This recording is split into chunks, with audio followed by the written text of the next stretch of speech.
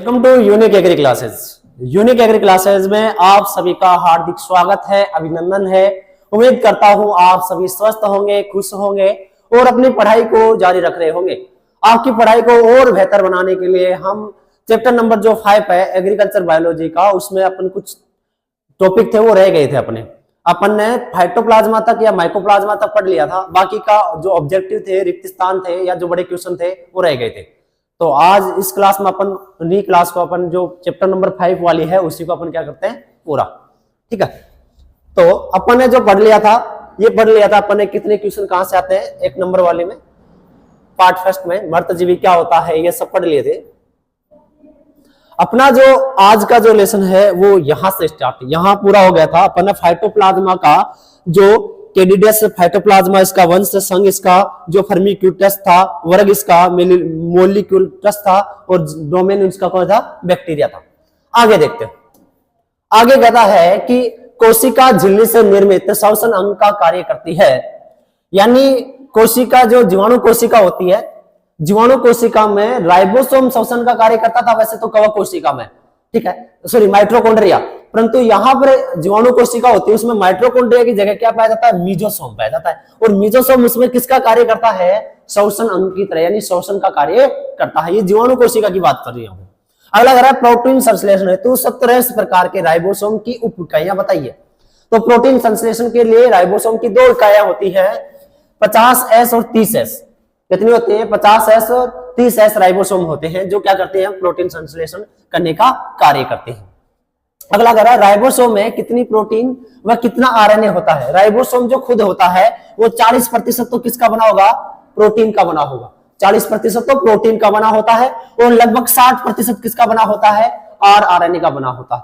अच्छे से ध्यान रखना कि जो राइबोसोम होता है जीवाणु कोशिकाओं में, वो जीवाणु कोशिका में जो राइबोसोम होता है वो 40% तो प्रोटीन का और लगभग 60% आरएनए का बना होता है, ठीक है। अगले देखते हैं कि प्लाज्मिड बोलेंगे किसको।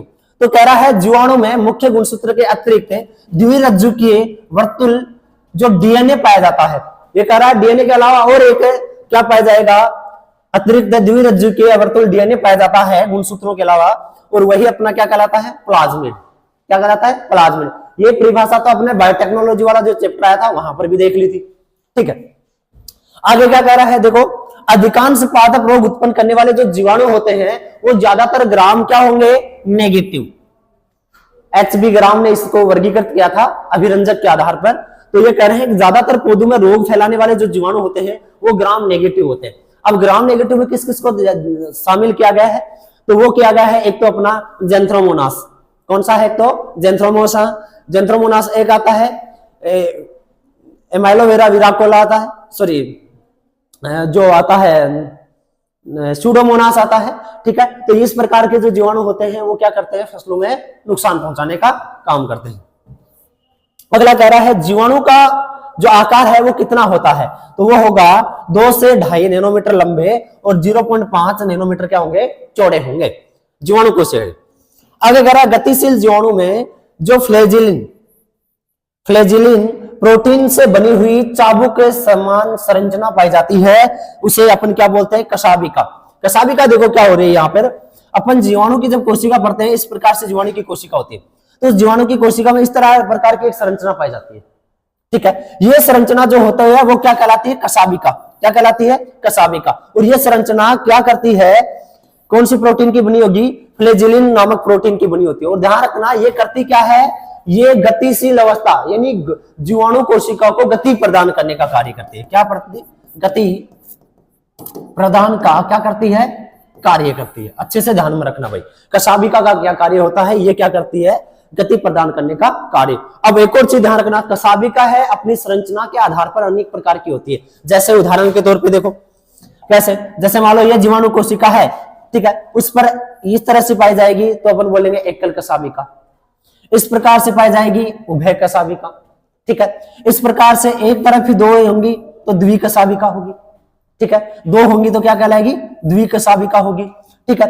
और इस प्रकार से बहुत सारी पाई जाएंगी, इस प्रकार चारों ओर से पाई जाएंगी इस तरह से, तो परिमोशी कहलाएगी, परिरोमी कहलाएगी। क्या कहलाएगी, परिरोमी कहलाएगी। और जिस पर कुछ नहीं पाया जाएगा जिस पर अपन बोलेंगे कुछ भी नहीं पाया जाएगा, जीवाणु कोशिका पर कशाभिका होगी नहीं, ठीक है, वो ऐसी की ऐसी रहेगी, तो उसको बोलते हैं एकशाभिका। ऐसी अवस्था क्या कहलाती है? एकशाभिका कहलाती है। तो आपको ये ध्यान में रखना है, ठीक है। चलते हैं नेक्स्ट में।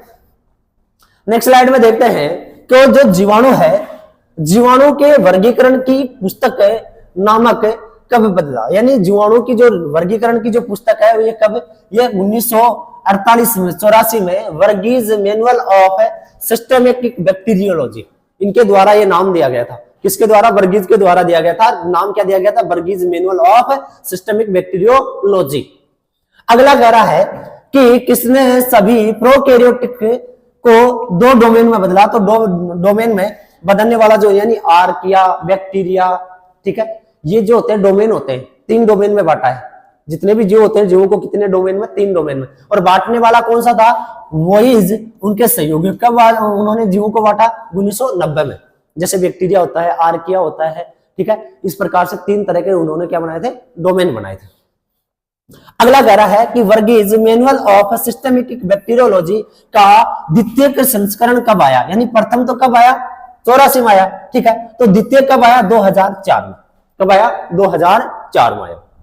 अगला कह रहा है डोमेन बैक्टीरिया को कितने संघों में बांटा और वर्तमान में कितने हैं? तो बांटा तो कितने था? 24 में, और कितने उपसंघ हैं? 32 उपसंघ में है वर्तमान में, ठीक है, 24 संघ और 32 उपसंघों में। किसको? बैक्टीरिया यानी जीवाणु को बांटा। किसने?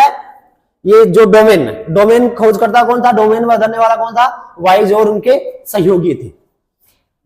अगला कह रहा है प्राकृतिक आनुवंशिक अभियंता किसे कहते हैं? तो वो कहते हैं एग्रोबैक्टीरियम को। किसको बोलते हैं? एग्रोबैक्टीरियम को बोलते हैं।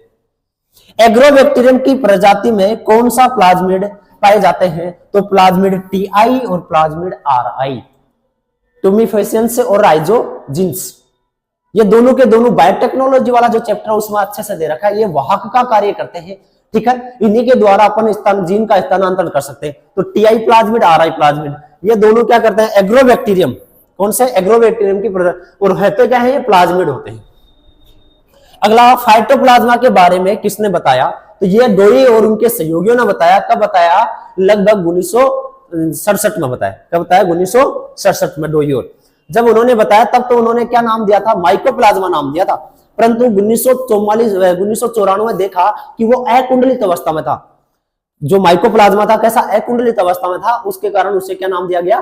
फाइटोप्लाज्मा नाम दिया गया, ठीक है। आगे कह रहा डोई उनके सहयोगियों ने फाइटोप्लाज्मा को क्या नाम दिया? तो उन्होंने नाम क्या दिया था भाई साहब? माइकोप्लाज्मा, सदस्य जीव दिया था, ठीक है, एमएलओ नाम दिया उन्होंने। क्या नाम दिया? एमएलओ नाम दिया। ये भी आपको अच्छे से ध्यान में होना चाहिए।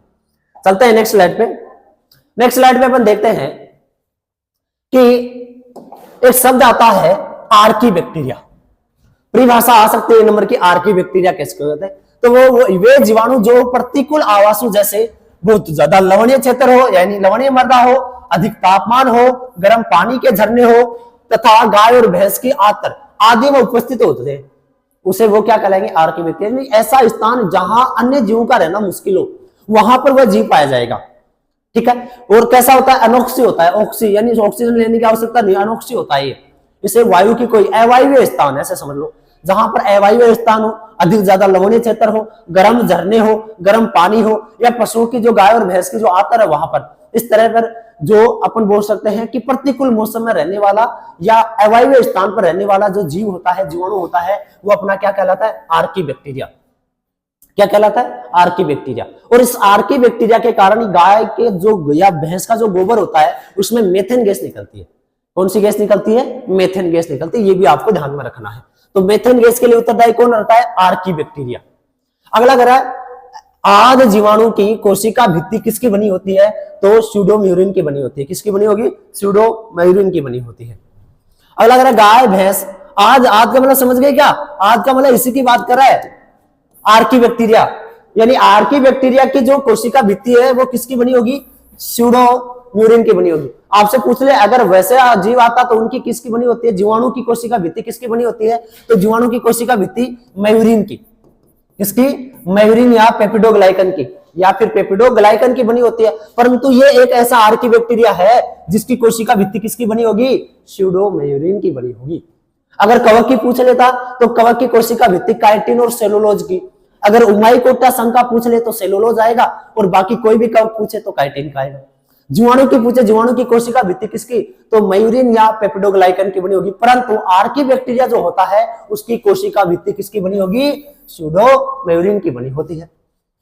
अगला देखो वो आ गया, गाय भैंस की आंत्र में कौन सा जीवाणु पाया जाता है, तो उस जीवाणु का नाम क्या है, मेथेनोबैक्टर। और मेथेनोबैक्टर कैसा होता है, मेथेनोबैक्टर होता है आर्की बैक्टीरिया। कैसा होता है, आर्की बैक्टीरिया, जिसके कारण देखो अपन लिख रहे हैं गोबर से मेथेनोज जीवाणु कौन सी गैस का उत्पादन, मेथेनोबैक्टर होता है, उसको मेथेनोज भी बोला जाता है। जो भी कैसा होगा, आर्की बैक्टीरिया होगा, उससे कौन सी गैस निकलेगी, मेथेन गैस निकलती है। ये अच्छे से आपको पता होना चाहिए। अगला अगर साइनोबैक्टीरिया को क्या कहते हैं, तो साइनोबैक्टीरिया को अपन बोलते हैं ब्लू ग्रीन एल्गी, यानी नील हरित शैवाल। नील हरित शैवाल का उदाहरण पूछ सकता है आपके एग्रीकल्चर में आराम से या बायोलॉजी में, तो वो होता है नॉन स्टॉक और एनाबिना। क्या होता है, नॉन स्टॉक और एनाबिना। ये आगे आएगा ना नीचे, ये रहा एनाबिना और नॉन स्टॉक। आगे कह रहा है साइनोबैक्टीरिया का कौन सा वर्णक, साइनोबैक्टीरिया में कौन सा वर्णक पाया जाता है, तो उसमें कौन सा, पर्णहरित ए यानी क्लोरोफिल कौन सा पाया जाएगा, ए पाया जाएगा। और साथ में क्या पाया जाएगा, फाइकोसाइनिल पाया जाएगा। ये भी वर्णक है, फाइकोसाइनिल भी वर्णक है। तो फाइकोसाइनिल और क्लोरोफिल ए किसमें पाए जाते हैं, नील हरित शैवाल में पाए जाते हैं, वर्णक है, ठीक है। और पर्णहरित पाया जाएगा, इसी कारण तो सवाल क्या करेगा, प्रकाश संश्लेषण का काम करता है, ठीक है। आगे जीवाणु वायरस के बारे में किसने बताया, तो जीवाणु वायरस के बारे में सबसे पहले बताने वाला वैज्ञानिक 1886 में जो था वो था एडोल्फ मेयर। और एडोल्फ मेयर ने किसमें बताया ये जीवाणु, टोबैको मोजेक वायरस यानी तंबाकू मोजेक वायरस में सबसे पहले बताया वायरस के बारे में। अगला रहा किसने बताया कि जीवाणु ब्रूफ फिल्टर से छानने पर संक्रमणता बनाए रखते हैं, यानी ये कह रहा है इसमें कि ऐसा किसने बताया कि जो ब्लू जो फिल्टर पेपर है उसमें छानने के बाद में भी उस रस में क्या आ गया, वायरस आ गया। क्या आ गया, वायरस। ऐसा वायरस जो अन्य पौधों को क्या करता हो, संक्रमित करता हो, दूसरे पौधों को संक्रमित करता हो, ठीक है। ऐसी बात सबसे पहले कब बताई, तो वो बताने वाला वैज्ञानिक का नाम तो था इवोनवस्की। क्या था, इवोनवस्की नाम था। और बताया कब, उसने 1892 में बताया। देखो इसने तो ये बताया 1886 में कि एडोल्फ मेयर ने तो ये बताया कि तंबाकू मोजेक वायरस कोई रोग है, ठीक है, जो सूक्ष्म जीव के द्वारा हो रहा है, बस इतना ही बता के छोड़ दिया। परंतु वो जो इनोवस्की आया था उसने बताया कि भाई साहब ये जीवाणु तो है, पर इस जीवाणु को फिल्टर पेपर में या ब्रूफ पेपर में छानने के बाद में भी जो रस प्राप्त हो रहा है, उस रस में ये जो जीवाणु है ये अन्य जीवों को क्या कर रहा है, संक्रमित कर रहा है। यानी फिल्टर और ब्रूफ पेपर में छानने पर भी उस जीवाणु की जो है अपन बोल सकते कमी नहीं हो रही है, उसका प्रभाव उतना ही है जितना पहले था। चलते हैं अगले नेक्स्ट क्वेश्चन पे, नेक्स्ट स्लाइड पे। उम्मीद करता हूं आपको बेहतर समझ में आ रहा होगा, ठीक है।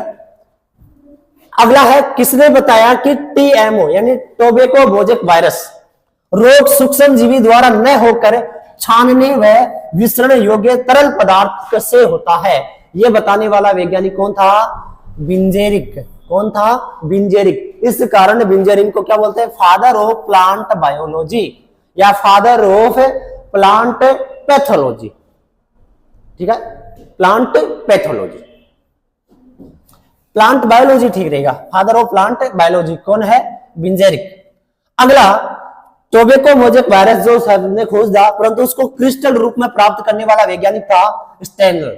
स्टेनर ने 1935 में उसको क्रिस्टल रूप में खोजा, इसके कारण उन्हें 1946 में क्या दिया गया, रसायन का नोबेल पुरस्कार दिया गया। यानी क्रिस्टल रूप में खोजा टोबैको मोजेक वायरस को उसने, ठीक है। उन्होंने तो वायरस के बारे में बताया, इसने क्या किया, क्रिस्टल रूप में खोजा और खोजने के बाद इसे 1946 में रसायन के अंदर उसे क्या दिया गया, नोबेल पुरस्कार दिया गया। अगला आपसे पूछ ले वायरस की परिभाषा क्या होती है, तो देखो वायरस की परिभाषा क्या है, विषाणु अति सूक्ष्म सूक्ष्मदर्शी प्रोटीन आवरण से घिरे हुए एकल न्यूक्लिक अम्ल युक्त कण होते हैं जो वृद्धि और गुणन हेतु जीवित परपोषी कोशिकाओं का उपयोग करते हैं, उसे क्या बोलेंगे, वायरस या विषाणु बोलेंगे। यानी ऐसा सूक्ष्म यानी छोटा कोई जीव है जिस पर प्रोटीन का आवरण पाया जाता है चारों ओर, और एकल यानी एक ही कोशिका पाई जाती है, ठीक है, और अपने वृद्धि और गुणन जब करेगा तो वो अन्य जो प्रपोषी होती है उसकी कोशिका का क्या करेगा, उपयोग करेगा। ऐसा कौन कहलाएगा, वायरस कहलाएगा। आगे कह रहा है कि परिपक्व जो वायरस होता है उस वायरस को विरियोन कहते हैं। क्या बोलते हैं, विरियोन कहते हैं। अच्छे से ध्यान में रखना, ठीक। आगे कैप्सिड के बारे में पूछे, कैप्सिड क्या होता है, तो आनुवांशिक पदार्थ आरएनए और डीएनए होता है, यानी कैप्सिड खुद एक आरएनए और डीएनए होता है जो प्रोटीन आवरण युक्त घिरा रहता है। जो क्या करता है, प्रोटीन आवरण युक्त घिरा रहता है, उसे अपन क्या बोलते हैं, कैप्सिड बोलते हैं। ये अपने चारों ओर से घिरा रहता है, डीएनए आरएनए का होता है, प्रोटीन से घिरा होता है, ठीक है, जो क्या कहलाएगा, कैप्सिड। अगला आता है विषाणु का संक्रमणकारी भाग कौन सा होगा, तो विषाणु का संक्रमणकारी भाग हमेशा क्या होता है, न्यूक्लिक अम्ल। जो कितना होता है, एकल न्यूक्लिक अम्ल, एक न्यूक्लिक अम्ल होता है जो विषाणु में संक्रमण करता है, दूसरे जीवों को ये विषाणु न्यूक्लिक अम्ल के द्वारा क्या करता है, संक्रमित करता है। क्यों न्यूक्लिक अम्ल शब्द यहाँ पे क्यों आया काम है, आपको पता होना चाहिए, क्योंकि यहां पर अगर देखें अपन तो ये कोशिका के अंदर जा रहा है, ठीक है, उस वजह से क्या आएगा, न्यूक्लिक अम्ल आएगा। चलो आगे चलते हैं। अगला नेक्स्ट है, उसके बारे में यह कह रहा है कि प्रोटीन संश्लेषण हेतु प्रपोषी कोशिका किसका उपयोग करती है, राइबोसोम का। ये अपन ने पहले पढ़ लिया, राइबोसोम और जो आरएनए है उससे बनी होती है ये, ठीक है। अगला कह रहा है वायरोड की खोज किसने की, तो टी.ओ. डायनर ने। कब की, 1971 में। कब की, 1971 में की। वायरोड की खोज किसमें की, तो आलू के तरकुकंद रोग में की। किसमें की, आलू का एक तरकुकंद रोग था उसमें की। अब वायरोड का अर्थ होता है वायरस जैसा। देखो वायरोड का अर्थ क्या होता है, वायरस जैसा ही कोई जीवाणु है, सूक्ष्म जीव है। जीवाणु तो नहीं बोल सकते, सूक्ष्म जीव है। आगे कह रहा है वायरोड के चारों ओर किसका आवरण नहीं पाया जाता है, प्रोटीन का। जबकि वायरस के चारों ओर क्या पाया जा रहा था, प्रोटीन का एक आवरण पाया जा रहा था, डीएनए और आरएनए का, जिसको अपन क्या बोल रहे थे, कैप्सिड बोल रहे थे। परंतु वायरोड में ऐसा नहीं होता है, वायरोड में वह आवरण नहीं पाया जाता है, ठीक है। अगला कह रहा है वायरोड द्वारा नारियल में कौन सा रोग उत्पन्न होता है, तो कंडक रोग। कौन सा होगा, कंडक रोग होगा। गंडक नहीं है, कंडक रोग है। अगला कह रहा है जीवाणु भोजी की खोज किसने की थी, तो डब्ल्यू टैवोट और डी हेरेल ने। किसने की, डब्ल्यू टैवोट ने और डी हेरेल ने, ठीक है। कब की, 15 और 17 में, 1915 और 17 में। अब आपके शब्द आएगा जीवाणु भोजी, बोलेंगे किसको, तो जीवाणु भोजी देखो वे वायरस जो जीवाणु कोशिकाओं को क्या करते हो, संक्रमित करते हो, उसे क्या बोलेंगे, जीवाणु भोजी। और आपको पता होना चाहिए इस जीवाणु भोजी के कारण देखो क्या कर रहा है, गंगा नदी का पानी साफ करने के लिए किसका उपयोग करते हैं, जीवाणु भोजी का। वायरस को मारने वाला, सॉरी ऐसा वायरस जो जीवाणु को नष्ट करता हो, ऐसा वायरस जो जीवाणु को नष्ट करता हो, ठीक है। आगे कह रहा है जीवाणु भोजी नाम किसने दिया, तो नाम देने वाला कौन था डी हेरले ने। कब, 1917। अच्छे से आपको पता होना चाहिए। चलते हैं आगे नेक्स्ट स्लाइड में। ये कह रहा है प्रियोन की खोज किसने की। प्रियोन भी क्या होता है, एक सूक्ष्म अपन बोल सकते हैं जीव होता है जो रोग उत्पन्न करने का कार्य करता है। तो उसका किसने की, पीबी पुर्जिनर ने। कब, 1982 में। कह रहा है प्रियोन की खोज किसने की, तो भेड़ और बकरी के जो स्कर्वी जो रोग था उस रोग में सबसे पहले इनकी क्या की गई थी, खोज की थी। ये कह रहा है पुर्जिनर ने नोबेल पुरस्कार कब मिला, तो 1997 में नोबेल पुरस्कार मिला प्रियोन की खोज के कारण उन्हें, ठीक है। और आपसे पूछे कि टोबैको मोजेक वायरस को क्रिस्टल रूप में खोजा था, वो कौन था, स्टैनले था। कब, 1935 में खोजा, और 1900 लगभग अपन बोल सकते हैं 49 में उन्हें क्या किया गया था, सॉरी 1946 में उन्हें क्या दिया गया, नोबेल पुरस्कार दिया गया। प्रियोन क्या होते हैं, प्रोटीनीय संक्रमण कण होते हैं, यानी पीआईपी होते हैं। ध्यान रखना, प्रियोन क्या होते हैं, प्रोटीनीय संक्रमण कण होते हैं। अच्छे से ध्यान में रखना। प्रियोन द्वारा मनुष्य में कौन सा रोग उत्पन्न होता है, कुर और सीजेडी यानी क्रुजफिल जैवक रोग। अगला, प्रियोन द्वारा पशु में कौन सा रोग उत्पन्न किया जाता है, तो मेड काउ और स्कर्वी, क्योंकि स्कर्वी तो उन्होंने खोजा था, ठीक है। ये भी ध्यान रखना। प्रियोन को क्या कहते हैं, तो अपन बोलेंगे स्लो वायरस या जो पंजलिंग जो प्रोटीन है उसको यह बोलेंगे। रस्ट का अर्थ क्या होता है? रस्ट यानी होता है जंग लगना। ये किस में लगती है? गेहूं में। ब्राउन रस्ट, ये अपन बोलेंगे येलो रस्ट, ब्लैक रस्ट, ठीक है। तो ये रस्ट जो अपन बोलेंगे रस्ट जो होती है, रस्ट यानी जंग लगना। अगला कह रहा है रोली किट रस्ट रोग कौन से गण के कवकों में होती है? तो बेसिडियो माइकोटा के जो यूरेडिनलस है उसमें होता है। या आप तो इतना भी नहीं ध्यान रखो तो बेसिडियो या बेसिडियो माइकोटा संघ के जो कवक होते हैं उनमें ये देखने को मिलती है। चलते हैं नेक्स्ट में। नेक्स्ट स्लाइड में अपन देखें तो स्मट का अर्थ क्या होता है? तो स्मट का अर्थ होता है काजल के समान या कोयले जैसा चूर्ण। स्मट यानी कवर्ड स्मट रोज। अनावर्त कंडवा और आवर्त कंडवा में अपन देखते हैं बाली होती है वो काले रंग के पाउडर जैसी हो जाती है। तो इसमें कह रहा है स्मट का अर्थ क्या होगा? काजल के समान या कोयले के समान जैसा चूर्ण। अगला कह रहा है कंड या कजली स्मट रोग बेसिडियो माइकोटा के कौन से गण के कवकों द्वारा होंगे? तो उन कवकों का नाम क्या है? एस्टिलेजिनेलस। इन कवकों के कौन सी कवकों के द्वारा होगा? इन कवकों के द्वारा होगा। अगला आ रहा है मर्दुरोमिल आसिता को क्या कहते हैं? तुलासिता। हिंदी में अपन इंग्लिश में बोलेंगे इसको डाउनी मिल्ड्यू, यानी पत्तियों के नीचे इनके लक्षण दिखाई देंगे, डाउनी मिल्ड्यू। मर्दुरोमिल आसिता रोग उत्पन्न करता है कौन? माइकोटा के गण के जो कवकों द्वारा होता है उनको कौन सा गण है? जो पेरेनोस्पोरेलस। अगला आता है चूर्ण आसिता या छाछिया रोग। ये किसके द्वारा? एस्कोमाइकोटा के गण के कवकों के द्वारा होता है जिसको बोलते हैं एरिसाइफेलस। और ध्यान रखना जो चूर्णी फफूंद है उसको बोलता है पाउडरी मिल्ड्यू, जिसके लक्षण पौधे की ऊपरी पत्तियों पर या पत्तियों की ऊपरी सतह पर दिखाई देंगे। पत्ती धब्बा रोग किस रंग के धब्बे बनते हैं? काले और भूरे रंग के धब्बे बनेंगे। पर्णकुंचन रोग में पत्तियों में कैसा उभार आता है? तो वो कौन सा आता है? जो मेहरा बदरार रंग का क्या आ जाता है? उसमें उभार आ जाता है।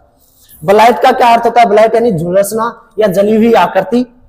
पुष्पीय भागों का पत्ती जैसे संरचना में परिवर्तित होना, आपको पता है फाइलोडी। क्या कहलाएगा? फाइलोडी। अगला सर्वप्रथम पादप रोग नियंत्रण के सिद्धांत किसने दिए? तो वो दिए थे वेटेजल ने 1929 में। एक और ध्यान रखना पादप रोग जो सिद्धांत है वो क्या होते हैं? 6 प्रकार के सिद्धांत हैं। उन सिद्धांतों की चर्चा अपन अगली स्लाइड में करते हैं। देखो क्या कह रहा है कि पादप रोग प्रबंधन कितने सिद्धांतों पर आधारित है? 6। अब 6 कौन कौन से? मैं यहां पे नाम लिख रहा हूं सभी का। नंबर 1 पर आएगा परिवर्धन, नंबर 2 पर आएगा बहिष्करण, नंबर 3 पर आएगा उन्मूलन, नंबर 4 पर आएगा रोकथाम या उपचार, नंबर 5 पर आएगा उपचार और नंबर 6 पर आएगा प्रतिरक्षा। इस तरह से 6 होते हैं, ध्यान में रखना है, ठीक है। इसमें तो क्या होता है कि संक्रमण जो होता है उसको पौधे से जाने से रोकना।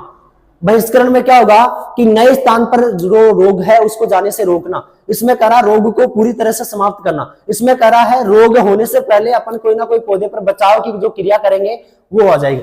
उपचार रोग होने के बाद में उस रोग की क्षमता को या उस प्रभाव को कम करना।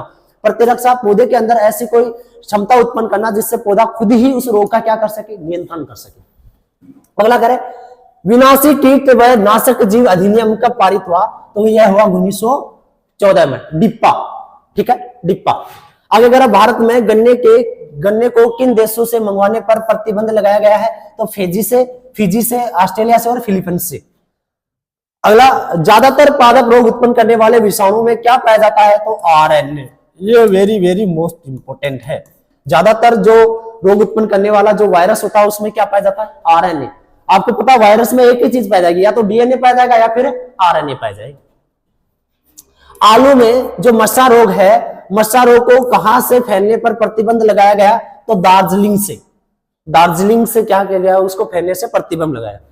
जो स्वर्णिम सूत्रकृमि रोग है, जो गोल्डन जो नेमेटोड है को कहां से फैलने पर प्रतिबंध लगाया गया? तो नीलगिरी की जो पहाड़ियां वहां से फैलने पर उसे क्या किया गया? प्रतिबंध लगाया गया। अगला कह रहा है धान में खेरा रोग किसकी कमी से? आपको पता है जिंक की कमी से। फूल गोभी में विप्टेल रोग जो किसकी कमी से, मोलिब्डेनम की कमी से। टमाटर में परन कुंचन ब्लॉसम एंड रोड डिजीज किसके, कैल्शियम की कमी से। और बैंगन का छोटी पत्ती रोग आपको पता है किसमें, फाइटोप्लाज्मा या माइकोप्लाज्मा के द्वारा। और एक कोशिकीय कवक का उदाहरण क्या है, इष्ट। क्या होता है, इष्ट। और बाकी ध्यान रखना कवक जितनी भी होते हैं कैसे होंगे, एक कोशिकीय, द्विकोशिकीय और बहुकोशिकीय होंगे, ये आपको अच्छे से ध्यान में रखना। अब हमने एक शब्द काम आया डिप्पा, तो देखो डिप्पे के बारे में क्या होता है डिप्पा, ये देखो यहां डिप्पा आया। डिप्पा का पूरा नाम होता है destructors insects and pest act, ठीक है। अगला कह रहा है कोशिका भित्ति, कोशिका रहित सूक्ष्म जीवों का नाम बताइए, तो वो क्या होता है, फाइटोप्लाज्मा होता है। मर्दुरोमिल आश्रिता रोग उत्पन्न करने वाले एक कवक का नाम बताइए, तो वो कौन सा है, स्केलोस्पोरा। कौन है, स्केलोस्पोरा। मर्दुरोमिल आश्रिता यानी बात कर रहा है डाउनी मिल्ड्यू की, ठीक है। अगला कह रहा है जब पौधे या वृक्ष चोटी से शुरू होकर नीचे की तरफ सूखता है तो उसको बोलते हैं डाइबैक या सूखा रोग या शीर्ष रंभी रोग भी बोलते हैं इसे। इसका पूरा नाम क्या है, destructive insects and pest act, DIPA. कब आया था, 1914 में। मध्यजीवी रोग कारक कौन कौन से हैं, तो विषाणु और वायरोड होते हैं। ध्यान रखना, मध्यजीवी रोग कारक अच्छे से ध्यान रखना। जीवाणु में जो सोम है उसका कार्य क्या है, श्वसन क्रिया किसकी जगह काम करता है, ये माइटोकॉन्ड्रिया की जगह काम करता है। फाइटोप्लाज्मा कहां पर रहते हैं, तो ध्यान रखना पौधों के फ्लोएम और अपन बोलेंगे कीटों की ऊपरी सतह पर, जाइलम और फ्लोएम पौधों पर और कीटों की ऊपरी सतह पर होते हैं।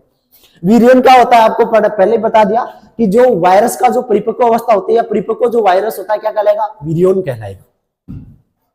नेक्स्ट स्लाइड पे, नेक्स्ट स्लाइड पे अपन देखते हैं क्वेश्चन। इसमें संभावित क्वेश्चन कौन कौन से आने के, तो कवकों के पहला क्वेश्चन क्या आ सकता है, कवकों के कोई 5 लक्षण लिखिए, कोई भी 5 लक्षण पूछ सकता है। वायरोड्स पर संक्षिप्त में टिप्पणी कीजिए। तीसरा क्वेश्चन है, कह रहा है पादप संगरोध किससे कहते हैं, ठीक है, यानी क्वारंटीन किसको बोलेंगे। भारत में घरेलू पादप संगरोध किन रोगों पर लगाया गया, जैसे अपन ने पढ़ा नेमेटोड, गोल्डन नेमेटोड के बारे में पढ़ा था, अभी अपन ने पढ़ा एक और गन्ने वाला पढ़ा था, ठीक है, तो उन पर क्या लगाया गया था, प्रतिबंध लगाया गया था। मर्दुरोमिल आश्रिता व चूर्ण आश्रिता में क्या अंतर है, यानी डाउनी मिल्ड्यू और पाउडरी मिल्ड्यू में क्या अंतर है, एक तो पत्तियों की ऊपरी सतह पर लक्षण दिखाएगा, दूसरा नीचे की तरफ दिखाएगा। फाइटोप्लाज्मा को परिभाषित करते हुए सचित्र वर्णन कीजिए, इससे होने वाले 2 रोगों के नाम। अब 2 रोग कौन कौन से होंगे इसमें, एक रोग तो आपको फेमस पता होगा, ठीक है, एक तो होगा गन्ने का घासी रोग और दूसरा कौन सा होगा, बैंगन का छोटी पत्ती रोग। जीवाणु कोशिका का सचित्र वर्णन बनाए। जीवाणु कोशिका ध्यान रखना, इस तरह से जीवाणु कोशिका बनेगी। विषाणु को परिभाषित करते हुए चित्र बनाइए, इसके गुणों के विस्तार के बारे में वर्णन कीजिए। कवक कोशिका का चित्र बनाइए, कवक कोशिका हमेशा गोल बनेगी, इसका भी ध्यान रखना। ग्राम पॉजिटिव और ग्राम नेगेटिव जीवाणु में अंतर स्थापित करें, ठीक है। और पादप रोग प्रबंधन के सामान्य सिद्धांतों का उदाहरण से समझिए। 6 सिद्धांत मैंने अभी थोड़ी देर पहले बताया। तो इस तरह क्वेश्चन आने की पूरी क्या है, संभावना है। अच्छे से आप पढ़ के जाना, एक बार देख के जाना इन क्वेश्चनों को। आज अपन ने जो चैप्टर नंबर 5 है उसको कंप्लीट कर लिया है। अगर ये क्लास आपको अच्छी लगी है तो अपने दोस्तों को भी शेयर करें और आप भी इस क्लास को ज्यादा से ज्यादा लाइक, शेयर और सब्सक्राइब करें। धन्यवाद। जय हिंद, जय भारत।